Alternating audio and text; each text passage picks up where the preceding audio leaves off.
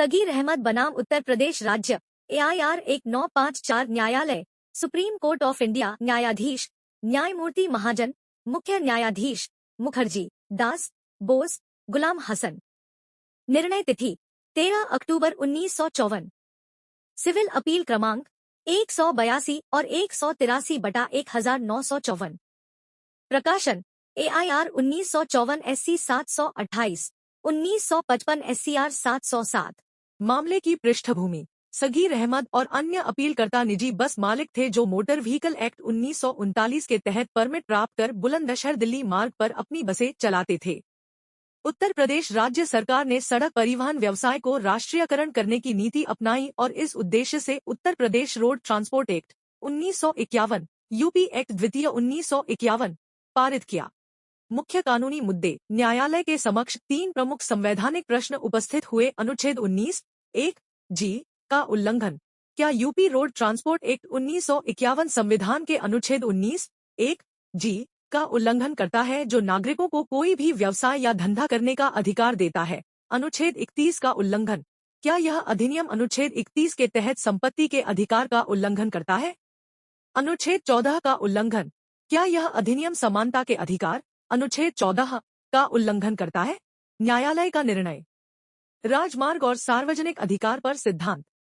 न्यायालय ने स्पष्ट किया कि राजमार्ग का उद्गम भूमि के स्वामी द्वारा जनता को गुजारने का अधिकार प्रदान करने और जनता द्वारा उसे स्वीकार करने में है। राजमार्ग का निरंतर और अबाधित उपयोग इस समर्पण की पुष्टि करता है। राज्य की भूमिका। सभी सार्वजनिक सड़कें और गलियां राज्य में निहित होती हैं, लेकिन राज्य उन्हें जनता की ओर से न्यासी के रूप में रखता है।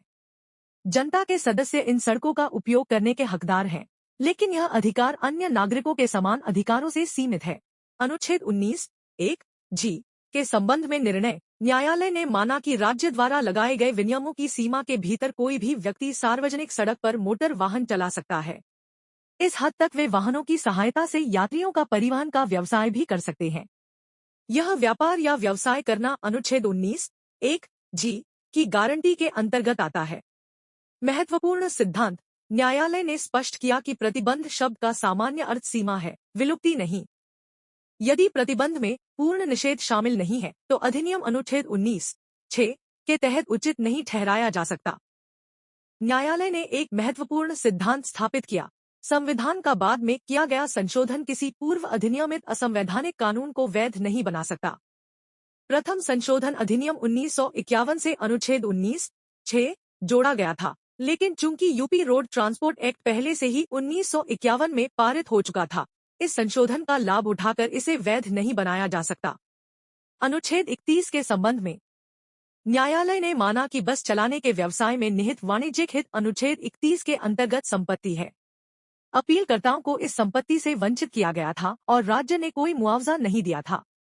अतः अधिनियम अनुच्छेद 31 का भी उल्लंघन करता है।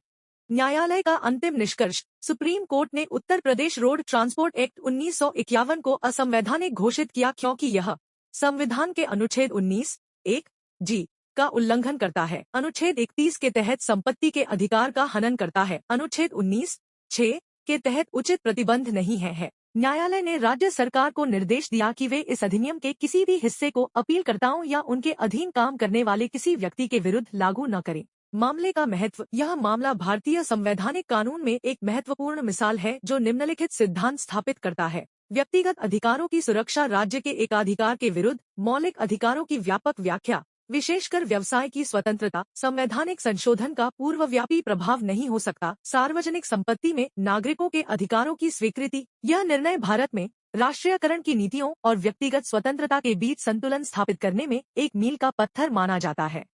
Thanks for watching.